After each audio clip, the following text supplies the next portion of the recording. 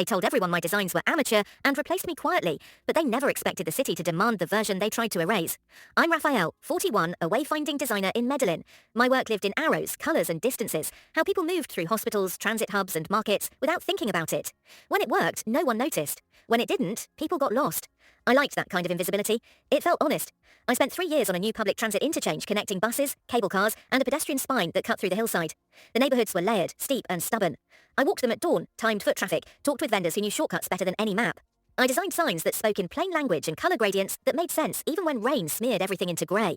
2 months before opening, the agency brought in a consultant named Matteo. He had awards, a sharp haircut, and a deck full of sleek icons. He complimented my fieldwork publicly, then asked for my files privately. I shared them. Collaboration was the job. A week later, my access was revoked. HR said the project was streamlining.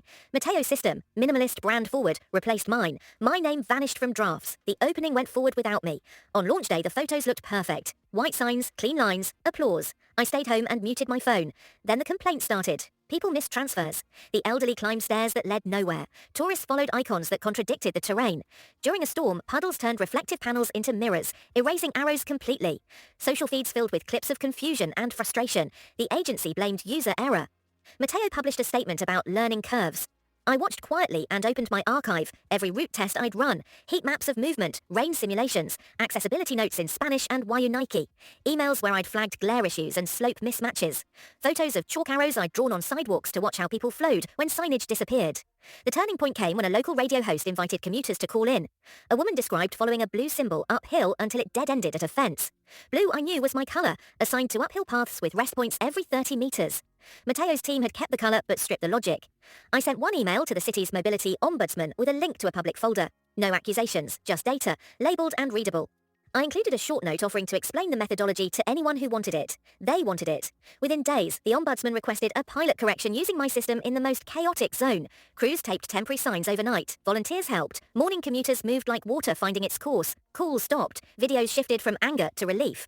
The city ordered a full review. Contracts were examined. It became clear whose work had been borrowed and simplified beyond usefulness. Matteo's consultancy withdrew to focus elsewhere.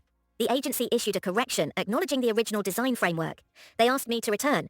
I did, but on my terms.